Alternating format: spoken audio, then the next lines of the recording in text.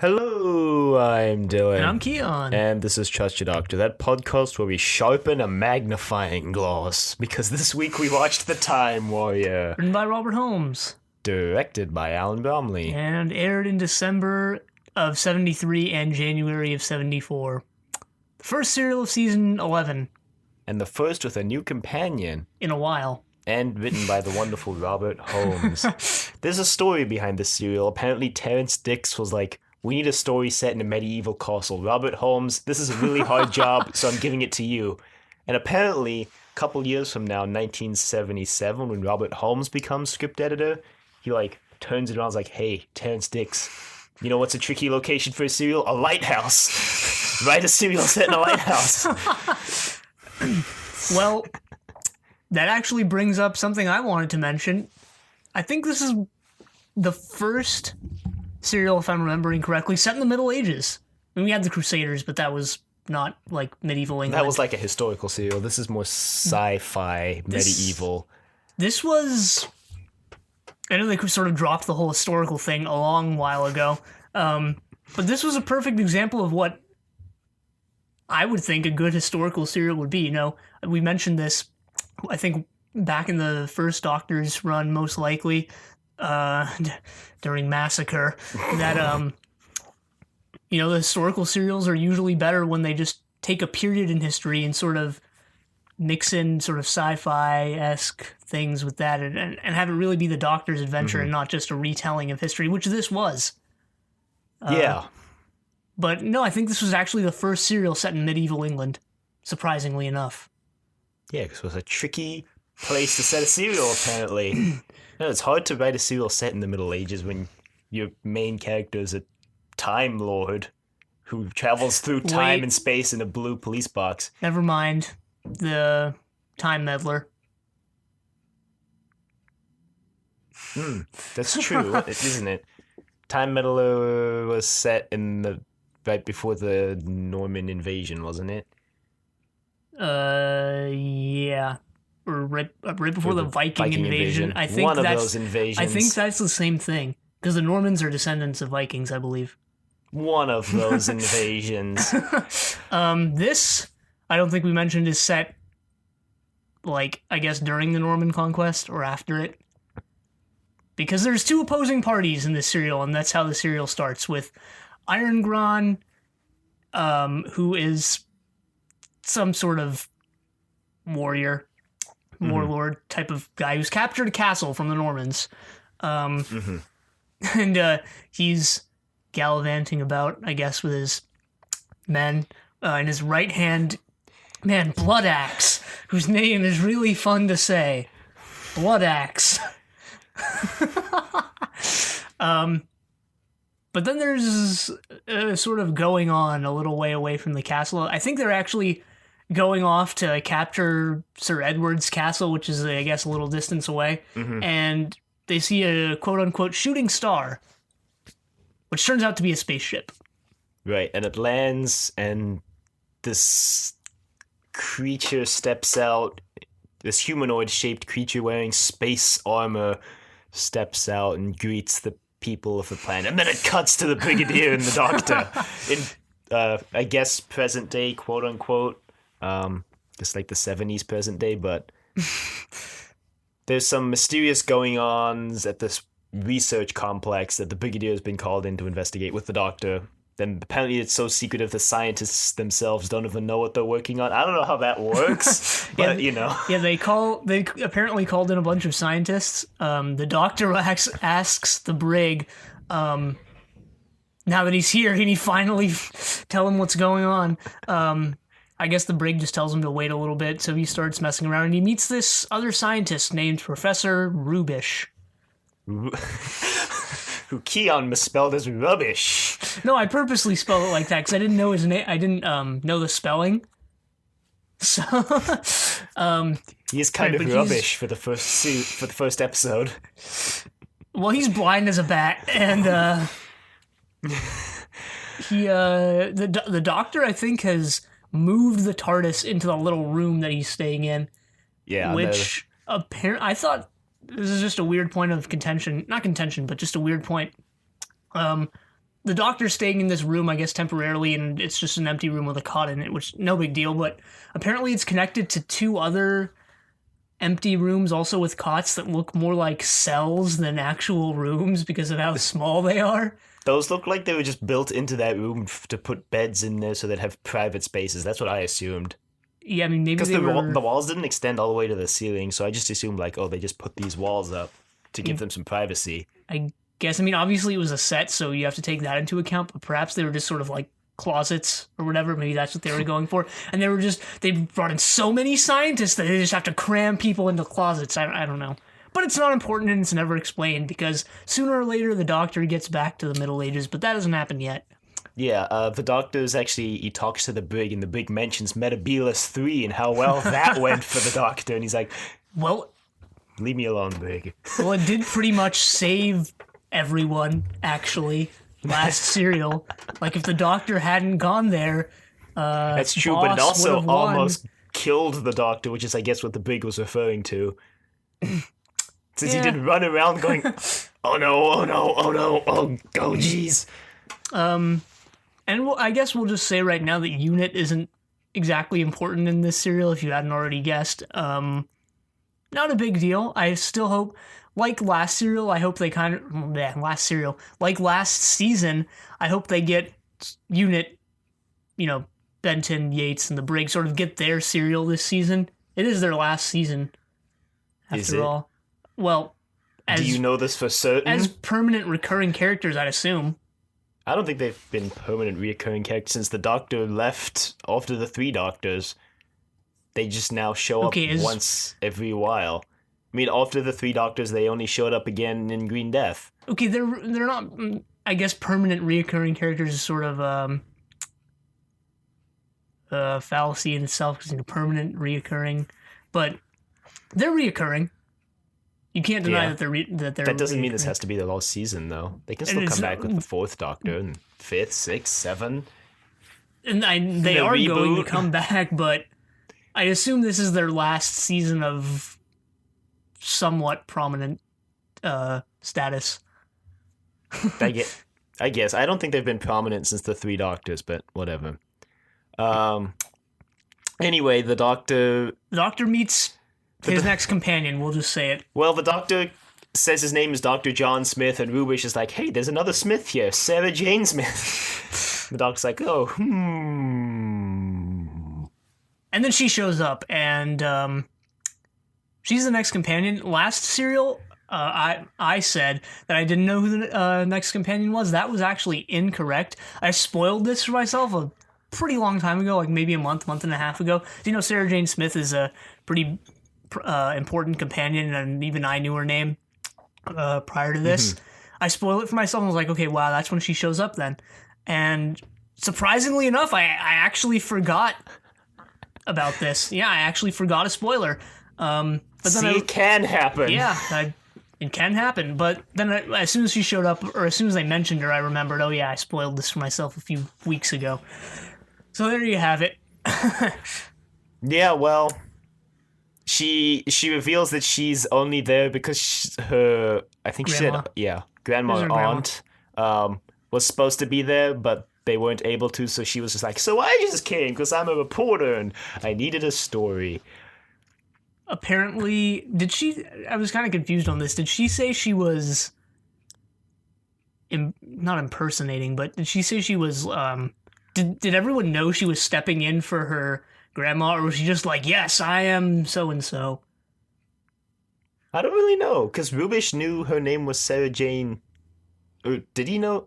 Or did he just say there was another Smith? He just said there was another Smith. He didn't know, because the Doctor makes that comment like... they didn't know, because Rubish finds out later when he was talking to the Doctor, and the Doctor finishes his sentence how did you know? Oh yeah, that was also confusing for me, because Rubish was in the room when they were discussing how Sarah Jane Smith wasn't actually blankety blank Smith. He was right there. He was looking at the TARDIS, which if we hadn't mentioned the Doctor is... Yeah, we did. We did? Yeah.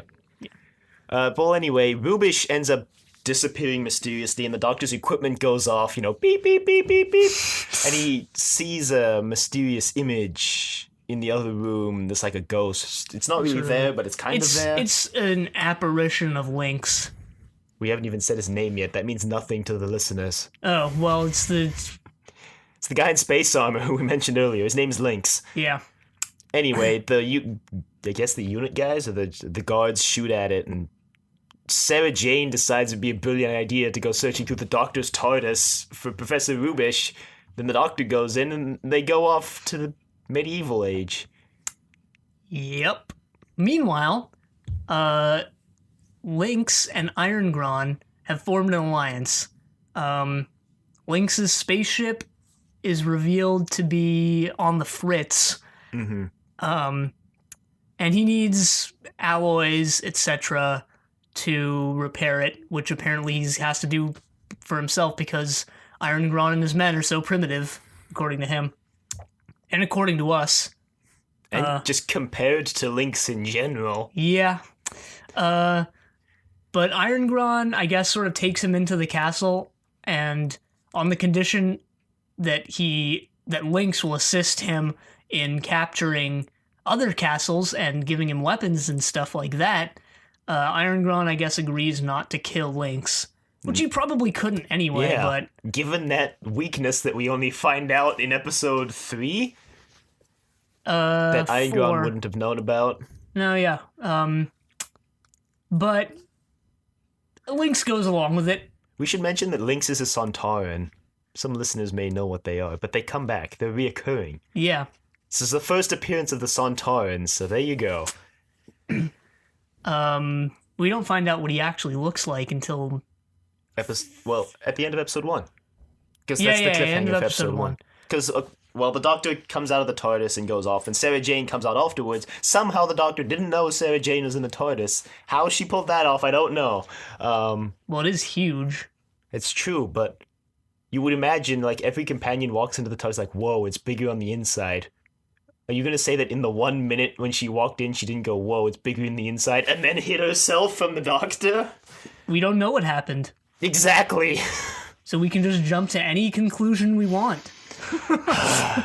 Anyway, so the Doctor sees Lynx take his helmet off, and then episode 1 ends with a cliffhanger that's not really a cliffhanger at all. We should mention the new title sequence that we didn't mention. Yeah, we should. I like it better than the old one. Because it is better.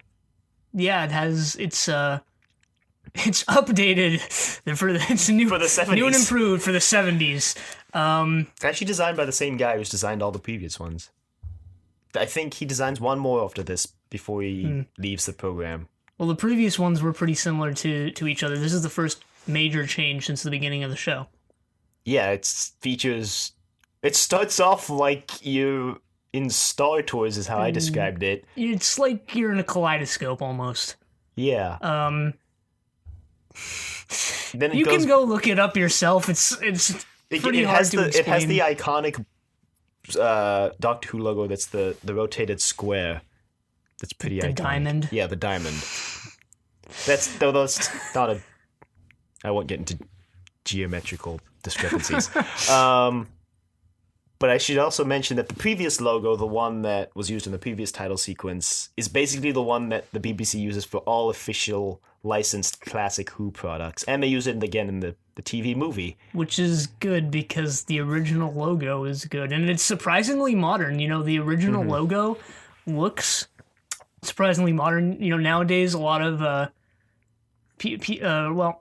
I guess, designers for logos for various things, you know, TV shows, movies, video games, whatnot. It's a lot of minimalism as opposed to like maybe the 80s and 90s where it was less like colors everywhere and just everything in your face. But no, now it's sort of just like clean. God, the 80s title sequences. Or the one logo with the sideways doctor and then anyway. The super 80s one. But yeah, I feel like that logo looks like something that would be designed in modern times, but yeah, and Big Finish uses it for all the audio dramas too. That's the logo they have on the side, the Doctor Who logo. So, but now we have this other one, which is not that bad looking. I don't think it's bad at all. I like it. Yeah. Pertwee is also in this full body now, and not just the face. Yeah, he zooms out. I believe. You do see the close up on his face, and then you see his whole body as he sort of melds into the kaleidoscope trippy Blue sequence that's going on. thing, which is really impressive, actually. Yeah. It uses a technology called slit screen filming, I think. It's the same technology they use if you've ever seen like old Star Trek when the Enterprise goes to warp and it seems to stretch out before jumping to warp. It's actually the same kind of visual technique that they used. But anyway, the one thing I don't like about this title sequence is how abruptly it ends and how abruptly the credits start at the end. Really annoying. I noticed that. I wasn't annoyed by it though. Well, I think I only noticed it because in the previous one, the title sequence ended abruptly, but like the title music would fade out as the episode came in, and it doesn't do that with this title sequence. It just ends, and it's really jarring going from like the title sequence straight into whatever was happening without it fading out over the. Yeah, it is jarring. I didn't find it. I didn't mind it though. I was just like, that's different. But they do the same thing on the credits. Yeah. Where they just, instead of having, it wasn't really a fade in. It was almost, I guess it was part of the outro, but it was almost a sound effect where they play the sting, didn't it? It's called the sting. That's what it's called. Yeah, it's called the sting. Well, they had that. This one sort of... It doesn't do it. It just immediately cuts into the music, I think. Yeah. Maybe it's just because they're implementing it for the first time, so they didn't have all the intricacies worked out. I guess we'll see next week. See why that would be the case, but...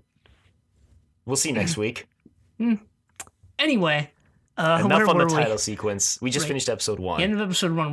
The doctor sees Lynx take off his helmet thing. Sarah Jane has been captured. After startling an archer, we should mention, who was about to shoot Iron Gron, I guess, or someone at least. Someone? I don't think we actually find out who he was gonna shoot at any point. But just assumed it's Lynx or Iron Gron or someone.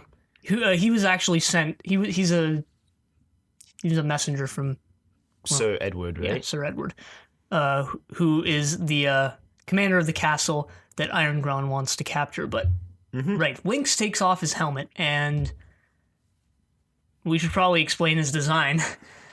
He looks like a scarecrow. What? That's not. He looks like he's stuffed full of stuff in his face. It's like looks like there's staples around his mouth keeping it together. It's like dark brown. Right. Looks like a potato. His head is almost like a dome shape. He has a human-looking face, not a head though. It's just a human face imposed on this dome. I guess potato is the best way to put it. Looking thing. Looks really weird and creepy, and he Iron Gron mentions that it looks weird and creepy, and Lynx says, "Well, do you think your features are pleasing for me, Iron Gron?" Oh, smackdown. But it's revealed later that the Sontarans don't reproduce like humans do. They're just all made in clone batches. Yeah, they reproduce asexually. Yeah, they're just clones. And he mentions that the two gender system is inefficient. That we should change it because we can just do that on a dime, you know. Evolution just happens instantaneously if you wanted to, right? That's how it works, right? Yes.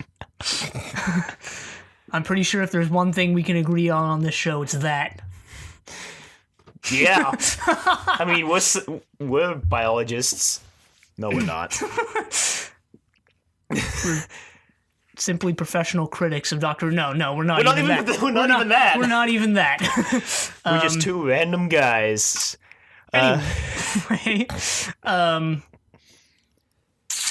so Lynx brings in this robot that he's built for Iron Gron. Right, we should mention, I don't know if it's revealed yet, but we should just mention it now that he's set up a lab in his basement, and he's the one who's been taking the scientists from the 70s and bringing them back to help him work on such and such to repair his ship and to give gifts to Iron Gron for whatever reason.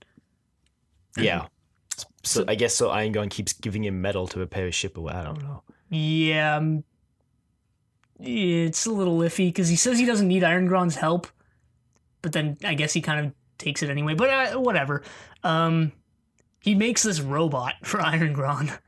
It looks like it's a medieval knight armor suit thing, but it's a robot, so he gives it to Iron Gron.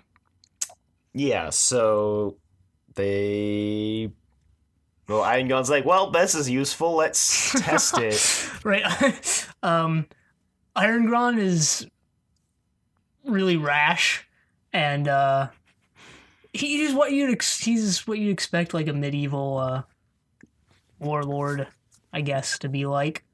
And he immediately decides to test out the robot. He does this again later too, stupidly. But yeah, it doesn't go too well. Anyway, the Doctor is kind of wandering around. Sarah Jane is staging an escape with Hal, and in the confusion, Hal is the archer. Runs into the Doctor and then immediately runs away when the Doctor's like, Sarah Jane? And she's like, nope, I'm out of here, peace. I think at this point she definitely assumes later, but I think at this point she assumes that the Doctor is the one responsible for the disappearances and is in league with whoever she thinks the enemy here is. So she runs away with Hal, and they make it back to Edward's castle. Yeah. Meanwhile, the Doctor's like, well, great. He gets captured and is about to get killed by Iron Gron. Meanwhile, at Sir Edward's castle, Sarah Jane makes this giant leap. It's like, the Doctor's a wizard. He's helping them. He's giving them weapons. She doesn't say he's a wizard. They think he's a wizard. They're like, oh, so he's a wizard. And she's like, yeah. That's one way to put it. Well, she doesn't want to explain to them what's actually going on because they're not going to understand it anyway. And she's like, we need to kidnap him. What? Yeah, I really disliked Sarah Jane in episode 2. In episode 2. I didn't. I mean, it was an almost groundless assumption. That's why I disliked it. But I liked it because of that. Like, what? I thought she was really annoying in episode 1, 2, 3, and 4. So the whole serial, man. But is I what liked you're her. saying. But I liked her. She has a good dynamic with the Doctor when they finally meet up and explain what's going on later. But like in episode 2, she's just annoying and brash and like, what are you doing, Sarah Jane? No, I thought she was annoying and brash in all of them, and that's why I liked her. See, I already like her better than Joe. Yeah, well, you just didn't like Joe. Yeah. For whatever reason. How could you not like Joe? She wasn't annoying enough. She didn't make... Watch Sarah Jane just be not annoying from now on, now that she's with the Doctor. Yeah, that's what I think is going to happen, actually. It's probably what is going to happen. Like, yeah. Let's be honest, it's more likely that that'll happen than not. Yeah. So, this is probably going to be your best serial.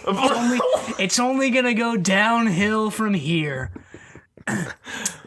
You heard it here first. Kiyan only likes annoying companions, like Dodo. Yeah. I always like annoying characters like Shaggy. Cartman. Shaggy's funny, though. Yeah, but he's still annoying. Cartman. I don't watch South Park. Who else? Jar Jar. You don't like Jar Jar? I don't hate him, though, like everyone else. He's up there. No, he's not that up there. But, Stubbs and Cotton. And they're brilliant acting. Right. Actually, I didn't really care for Elizabeth Sladen's acting at some points in this serial. At times, she was on point, but sometimes I feel she delivered her lines kind of, I don't know, deadpan, I guess. Kind of flat. Yeah. There were a couple lines that were like, she might just be getting used to the role, I guess. I hope she improves. If her character is gonna fall apart, at least her acting can improve. I mean, if her character is gonna get 2 spin-offs, you would hope her acting would improve. No, it actually gets worse. No. Wow, that would. You'd have to make a conscious effort for your acting to get worse. For it to actually happen. Either way, the Doctor is captured and Iron Gron decides to... execute him. Right. So there's this big, not brawl, but just sort of chase sequence almost in the courtyard, which ends with the Doctor getting Kidnapped by Joe. Yeah, he runs into Joe and he's like, "Thanks for the rescue." Not Joe, Sarah Jane. He's like, "Thanks for the it's like, rescue, what? Sarah Jane." What? It's because I want Joe to come back. It's like, "Thanks for the rescue, Sarah Jane." She's like, "This isn't a rescue. This is a kidnapping." She's going to come back in years, but anyway. Yes. Right, no, Iron Gron is about to chop the Doctor's head off with his axe, and Hal shoots it out of his hand. Yeah, Hal shoots it out of his hand. And if you know anything about medieval executions, you know that the axe is a lot, and I guess this is almost sort of implied later on in the serial, but the axe is a way worse way to die than the sword. If we're talking about decapitation, because usually the axes in medieval times, I guess, weren't. I don't know where I learned this, but they didn't have the technology, I guess, to properly sharpen that much metal. I think I think this is what it is. They didn't have the technology to properly sharpen the axe and still have it and not have it be as thin as a sword. So the axes typically weren't very sharp, so they'd have to bring it down a couple times to actually chop your head off. And yeah. I'll just say it now. When Iron Gron is about to cut off the Doctor's head later, he's about to use a sword, and he says, "No, the sword is too quick and clean of a way for you to die. So this with swords, they would just do it once and it would come off." And I believe there was an English queen or princess or something who some other nobles were going to decapitate just at some point in history, not in this serial, and she requested a sword instead of an axe, and I think that's how I know all this. But whatever. Yeah. It's not important because the Doctor doesn't get his head chopped off, unfortunately. No. And Doctor Who ends with him getting decapitated. No, he could just spend the rest of his regenerations without a head. It would be fine. He could just talk out of the void. The headless monks in the reboot. Right, but he's captured by Sarah Jane. And as soon as this is in episode 3, as soon as they bring him back to the castle, he straightens everything up. And she's like, "Oh, well, okay." Not entirely, because Sarah Jane's like, "Well, he may not be the one, but we should still use him." Don't think she fully believes the Doctor till like episode 4, but well, Edward and whatever her name was, the queen person, not queen, but the Duchess, Baroness, whoever she was. I don't know medieval ranks. They are pretty hospitable. They're like the polar opposite of Iron Gron. yeah. Is this sort of a jab at I don't know. I don't even know who the Normans were fighting. The Anglo-Saxons, the Britons, I don't know. I'm not that well versed in my 13th century English history, unfortunately.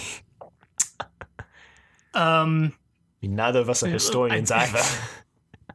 Yeah, clearly, because I think it's actually 11th century. Don't quote me on that though, but The serial's set in the 13th, though. okay. I do know that the Normans invaded in 1066 because that's like the most famous date in all of history, but whatever. Columbus sailed the ocean blue in 1492. Okay, maybe it's the second most famous date in all of history. So anyway, the Doctor agrees to help because if he doesn't, they're going to kill him, so he doesn't really have a choice. And he also would probably help anyway because Lynx is messing around with time. Oh, this is the first serial where Gallifrey is named. Yeah, the Doctor mentions it to... He mentions it to Lynx, and I think we haven't gotten there yet. Yeah, it's in episode 4, I think. No, 3. It's when he first encounters Lynx, I believe. Oh, yeah. Because the Doctor attacks, fails, comes back, and attacks again. If at first you don't succeed... Get back in your TARDIS, go back in time, and try it again. I mean, he doesn't do that, but... Right, but Iron Gron, well... Lynx reveals that he is almost done with the ship to Iron Gron. And Iron Gron just laughs it off and he's like, haha, you think you're going anywhere, Lynx? You're funny. No, you're staying here and you're helping me capture the other castles. Lynx is like, I don't need your help. Bye. Yeah, Lynx is just a brusque, military-minded guy, actually. And we find out later that the Sontarans are all, I guess, military-minded. Yeah, because they're in a perpetual war with the Rutans.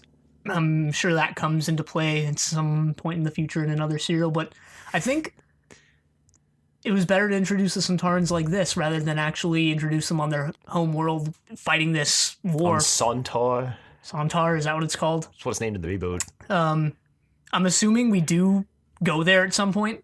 Presumably. Maybe next week. That would be interesting.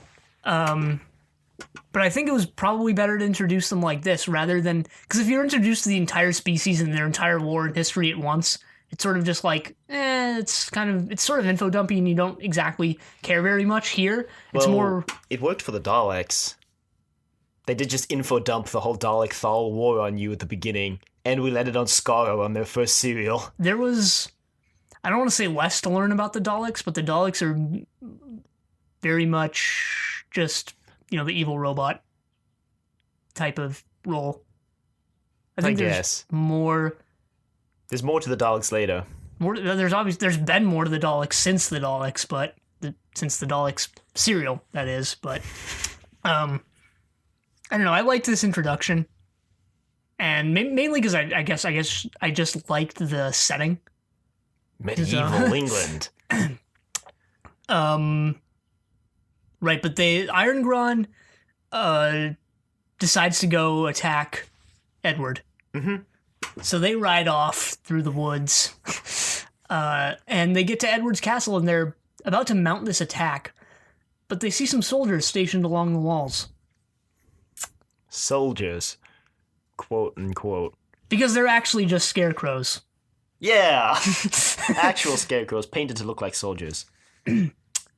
And Lynx points this out and calls Iron Gron a fool. And so they mount their attack. They use the siege ladders. Mm-hmm. But the doctors concocted some mustard gas things. Whoa! Doctors just World War I Germany now. No. It's actually just... There's stink bombs. Yeah. You wouldn't just go around making mustard gas. And there's a reason mustard gas was outlawed. They drop him over the walls. Iron Gron orders a retreat. And Sarah Jane, I think, makes a comment like, whoa, you just dropped mustard gas on them. And the doctor's like, no, it's just stink bombs or whatever they are. But then Edward congratulates him for using his magic to deter Iron Gron and co. Iron Gron and co. They should have gotten the spin-off. Iron Gron and co. Well, I'd it's watch kind it. of difficult given that... Yeah. Anyway. Hey, Lynx appeared as a ghost. A time ghost. I don't... Zeitgeist. You're just making that up. I am just making that up. The Doctor goes to attack again. He meets up with Lynx, and this is what he mentions, that he's a Time Lord from the planet Gallifrey. And then they don't take particularly kindly to people messing around with time. He also mentions that he's seen the Sontarans before. Sorry Yeah. for interrupting. Just wanted to throw that out there. Yeah, well, he makes the comment, I know that's important too, but he makes the comment that Time Lords don't take kindly to people messing around with time, sort of in a position, sort of as if he's in position to, sort of as if he's in line with the other Time Lords, and that's clearly not the case. So they have forgiven him, but he doesn't exactly work with them. So I thought he that works line was... for them when they send the TARDIS to places. I just thought the line was kind of weird, not anything major. But this is when we find out more about the Sontarans, how they're all military-minded, and all they think of is war, and that's clearly evidenced with Lynx. Giving... The Doctor makes... Because Lynx gives Iron Gron, muskets. Yeah. And the Doctor mentions, you give them guns now, they'll have the atomic bomb before the 17th century. Yeah, he makes the comment that they'll be able to destroy their planet before that humans will be able to destroy Earth before they're civilized enough to know what to do with the technology and stuff. Which begs the question, were we civilized enough to deal with the technology we had in the 20th century and now? Who knows? Who knows? Robert Holmes just taking a jab at someone there. Yeah, that's a moral dilemma I'm not going to go into about whether or not we should have used the atomic bomb. That's not what this show's about. Not at all. But it's what it should be about. That'd be a pretty dark direction for the show to go in. Where were we? So episode 4, actually part 4. They've started naming them parts now instead of episodes. This is the first serial where they're explicitly part 1, 2, 3, 4, not episode 1, 2, 3, 4. But we'll keep referring it to episodes because it's easier. Yeah. We also didn't mention that Rubish and all the other scientists have been working down in Lynx's lab, and they've been hypnotized by Lynx. And he's pretty much working them to exhaustion. They're collapsing from starvation, lack of water, dehydration. And the doctor says, "Can't you see you're working them to death?" But Lynx obviously either doesn't realize or doesn't care. Yeah, he just says they can keep working for a while longer. Because he's going to leave anyway and blow up the castle when he leaves, so... Right, because his spaceship taking off is apparently going to create a blast big enough to destroy the castle. But that doesn't come into play until a little while later. But, God, what even happens? Rubish and the Doctor eventually... The Doctor has come back for the second time because he's going to basically drug everyone in the castle so Sir Edward can basically just march in and take it over. Right, they go back to discuss their plan of action, and he, Hal, and Sarah Jane. I almost said Joe, too. Go to enact the plan. I mean, didn't we call Zoe, like, Victoria once? We've called Stephen Ian. I think we called Vicky Susan once, too. Yeah, I think a big one was calling Stephen Ian. Probably. Which is weird, since they appeared in one serial together. But anyway. Yeah, they re-infiltrate the castle, and Rubish has dehypnotized pretty much, not pretty much everyone. Yeah, it turns out flashing the polka rhythm on that little pen light dehypnotizes them. Right, and Rubish previously was using what do they call the grindstone? Yeah. Or a whetstone, I guess. I think a whetstone is when they're not on the wheel. But he uses a grindstone to sharpen a magnifying glass, and I think we both thought he was going to use it as a weapon to try and escape. Yeah, I thought it was a spoon. You were sharpening it to like a prison shiv. But no, he uses it to see. He was grinding it down to his prescription, I guess. Yeah. He's a scientist, unlike Joe. You'd think it'd be pretty dangerous to hold a sharpened magnifying glass up next to your eye. I guess that was a risk he was willing to take. Rubish living on the edge. Well, I mean, it's either that or just keep walking into walls all day. He could... all right. I was going to say he could have just left it as is. I guess... he probably wasn't able to see, but that's not even the point here. The point is that the Doctor and everyone else have re-infiltrated the castle, and Sarah Jane decides to go into the kitchen to try and poison their food with the sleeping powder concoction. Yeah, and everyone falls asleep. She uses the oldest trick in the book. That's true. She points it she needs to distract the person making the oatmeal or whatever they're eating, stew or whatever. So she points to the wall and goes, "Oh, look, a spider!" And I guess dumps the whole thing. I guess there either was a spider there or the lady just overreacted because she makes a loud yelp, and then she pours the entire thing in. Iron Gron and everyone else eats it, and they fall asleep. Well, Iron God eventually wakes up, and he thinks Lynx is the one who drugged them all, so he charges into the laboratory. He's like, "Lynx, you scoundrel!" Meanwhile... And then he dies.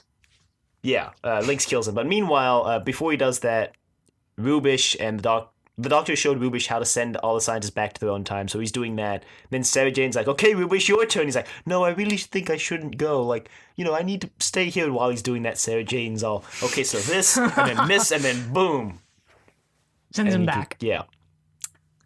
And then Lynx kills Iron Gron, and then Lynx hops in the spaceship right before the Doctor shows up with Hal. Yeah, because Hal was removing Iron Gron, Blood Axe, and everyone else's weapons right before Iron Gron woke up and dashed into the dungeon to his death. I guess, well, not dungeon, but laboratory. I assumed it was they were doing. It looked like it was underground. I assumed it was in some sort of dungeon, but God, what was like Hal wakes up Blood Axe. Yeah, to tell them because he knows that something's gonna go down. Whether he realizes a spaceship is about to blast off or not is debatable, but well, not debatable. He probably doesn't, but he knows something's about to go down. He wakes up Blood Axe, and Blood Axe wakes up everyone else. They all bolt. Yeah. Flee, you dogs, flee! Apparently the sleeping powder didn't have much effect on Iron Gron. He just kind of wakes up for some reason when no one else does. He has a strong constitution. He's a light sleeper. There was a scene where Iron Gron comes in and orders for wine, and he picks up the wine. Multiple scenes like that. And then he drinks it, and then he puts the glass down, and he's like, more wine, and picks up another one, and then in the immediate next scene, someone else takes the glass he had already drunk from, and I was like... They didn't care about cleanliness, hygiene, or anything else in the Middle Ages. Well, no, because I had assumed Iron Gron had drunk all the wines. I was like, that guy just gets no wine now. That guy just picked up an empty wine glass. I felt bad for that guy. I was like, this one guy's not going to get any wine. Sucks. Well, they're all subservient to Iron Gron. They pretty much have to submit to his will. And when there were a lot of scenes interspersed throughout this where Iron Gron makes a joke and they all just break into laughter. And I just assume, like, yeah, they're probably just laughing to appease Iron Gron. Like, they're probably thinking, like, wow, what a stupid joke. But outwardly, they're like, ha ha ha ha ha ha. So Hal busts in, and before we say what happens, we should explain that previously the Doctor was about to get killed by Lynx, and the Doctor had cunningly mentioned that the Sontaran's only weakness was the vent port on his back, and then Rubish knocks him out with something. Yeah, the Doctor they never say what it is, but he returns back to the TARDIS. Yeah, returns back, yeah. He returns to the TARDIS before the siege, quote unquote, and he removes what looks like a folding fan, but it actually unfolds fully into a circle. Yeah. And I guess it's some sort of shield, because this scene was just stupid. Lynx shows up and shoots the Doctor, but the Doctor blocks it with the shield that he's brought from the TARDIS. And then super slowly, this is like the most low-octane fight in this serial so far, Lynx just slowly takes a little step to the left, shoots him again, and it doesn't work. Like, what did you think it was going to work, Lynx? Do you think it was going to work this time? Well, Lynx just knocks it out of his hand anyway. And then he gets knocked out by Rubish. And now later, Hal busts in, he sees the door closing and takes the greatest shot in the whole show so far and shoots the vent on Lynx, killing him and causing the spaceship to blow up. Everybody gets out and the console blows up. Yeah, it doesn't blow up immediately. They have about a minute, according to the Doctor. Yeah, and they all get out. Blood Axe. Well, we don't know how many people die in the castle because Blood Axe tells everyone in the vicinity to flee. I just assumed that was everyone in the castle. Well, there were the ladies in the kitchen, the guards, I don't know. We don't know how many people died, but there you have it. Apparently, there is a director's cut, not a director's cut, but a special edition version of this serial where we see Iron Gron's castle destroyed as a CGI sequence. But we didn't watch that. We watched the version with stock footage of rocks falling to simulate the explosion. To imply that it exploded. So, even in a serial set in castles and forests, a rock quarry still sneaks its way in somewhere. Well, the Doctor and Sarah Jane are like, okay, bye, Hal, and they get in the TARDIS and leave, and it ends. Yeah, pretty abruptly, actually. Yeah. They don't go back to Edward, nothing, no. And I thought Hal was going to be a companion. Lol, no. I thought he was right up until the final 1 minute where they're saying their goodbyes. I thought he was going to ask to come with them, get in the TARDIS or whatever, but nope, they just leave. And then he goes with them, and then at some point he dies, gets uploaded into an artificial intelligence, and becomes HAL 9000. Yeah. Sure. Fan fiction. It probably exists somewhere. And if it doesn't, I'm disappointed in you, Doctor Who community. Right. Did you think the ending was as abrupt as I did? Yeah, but also because it did that abrupt start of the credit sequence as well, which didn't help it not be abrupt. Yeah, so... Because they don't go back to the brig and be like, we solved your problem. And they don't at go least back as far to as we know. They don't go back to Edward either. Fun fact, Brigadier was just credited in all 4 episodes, even though he only appeared in the first.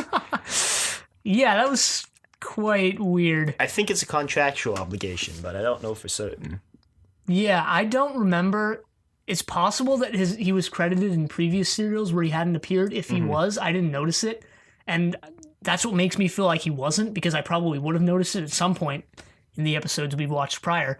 But maybe there is some sort of change in contract or something. Maybe, I don't know. He was credited in all 4, even though he only appeared in 1. Maybe he played one of Iron Grand's. Well, he wouldn't have been credited as the brig, so that would make sense. But Brigadier Lethbridge-Stewart. But right, that is the Time Warrior. And the start of Sarah Jane's adventures in the TARDIS. Yes. I like her already. She's a step up from Jo, in my opinion. She's what Jo became in the Green Death.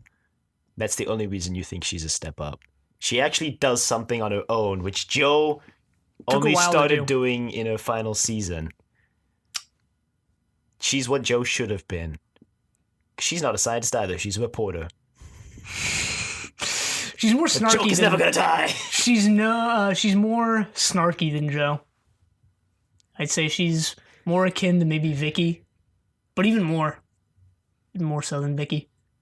Yeah. I hope that snark. Hope she doesn't get a write out like Vicky though.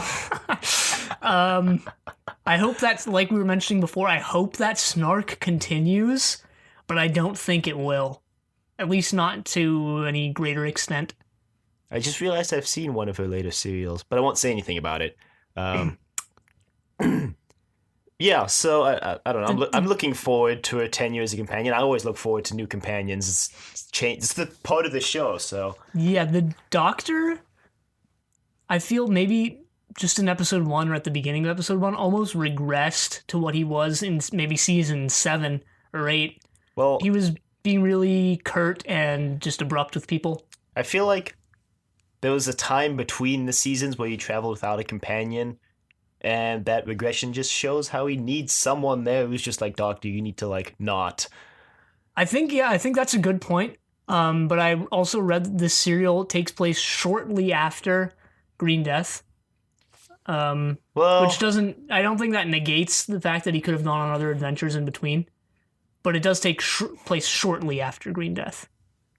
Shortly after in 1970s terms, or shortly after in the Doctor's timeline? Because the Doctor has a time machine. Yeah, exactly. So... That's what I was saying before. I mean, I don't know. It doesn't rule out the fact that he could have gone on other adventures. All I read was that it takes place shortly afterwards. Could have gone back to Metebelis 3. I mean, he gave that crystal to Jo.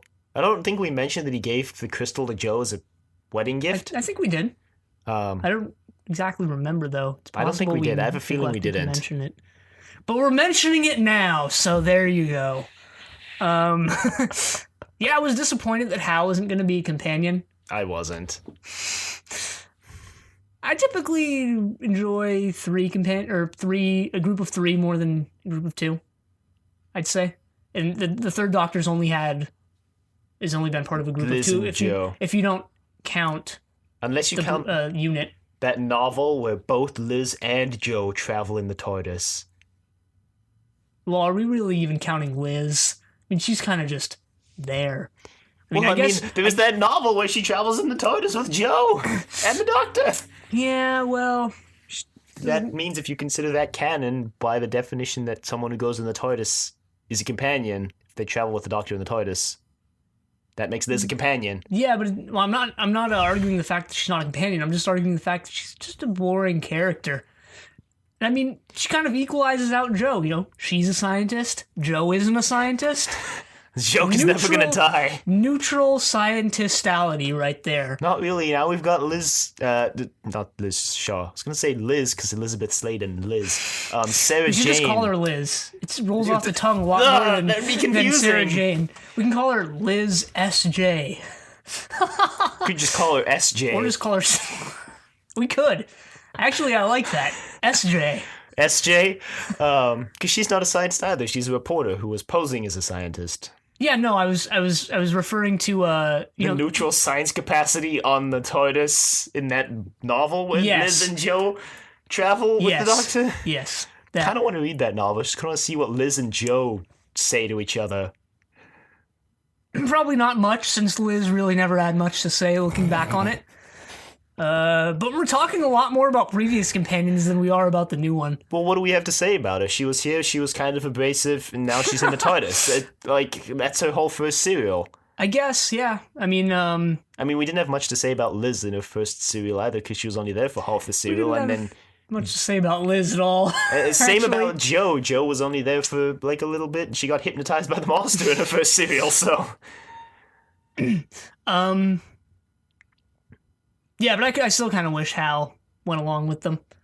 It sort of it almost would have been a Zoe Jamie kind of thing. Yeah, but we would have just ended up comparing it to Jamie the whole time he was on the TARDIS. It would have been difficult for him to break out and be his own character. Could have used his mad archer skills. His mad archer skills, the Doctor would have been Archery skills, rather. Hal, stop killing people. That's not What? That's not how I roll. The Doctor does it in this serial. You don't where need to Sarah Jane was like, so what are you gonna did that gas kill them? And the Doctor's like, no, I would never do that. That's not how I work. Hey, just shooting an arrow at someone doesn't mean He you kills kill them. Lynx! That's not the point. Just shooting an arrow. Just shooting someone with an arrow doesn't guarantee their death. Plus, he could use, orange tips to signify that they're not actual arrows. No. Anyway, I thought it would have been interesting had Hal gone along with them. And unfortunately, that doesn't happen. Unfortunately, it's still a group of two. Doctor and SJ. Wait till that four-person TARDIS in the Fifth Doctor's era. Well, the first group was a 4-person group. Yeah. But I think we've talked about this before, how a 3-person group is still the best. Yeah. Because with 2, everybody's running around doing more than they should, and with 4, people aren't doing enough. Yeah, We talked about this with Barbara and Susan, how there was always a serial where either one of them was doing something and not both, because it was difficult to give all 4 people something to do. Right. Well, that's all I have to say about Time Warrior. I'm over it. Yes. So you can email us at thedoctor@decorative.com. Questions, comments, concerns, anger, rants, love letters, anything your little heart desires. What do you think about SJ? I'm gonna put that out there and get a lot of emails and I love her because she's amazing, and but did you only watch just the first serial? Because that's all we've seen. Well, you've seen another one. Yeah, I have. No spoilers though. So you can also check us out on YouTube at Trust Your Doctor and on iTunes at Trust Your Doctor. Facebook, Twitter, those exist. Check them out. And next week we watch Invasion of the Dinosaurs. Hopefully... Did we once say that dinosaurs don't make good enemies? Yes, I was going to reference that and I decided not to, and then I decided to make a Jurassic World reference because that's out, or is coming out soon, I think. But then I decided that would be too cringeworthy, so until then, the end.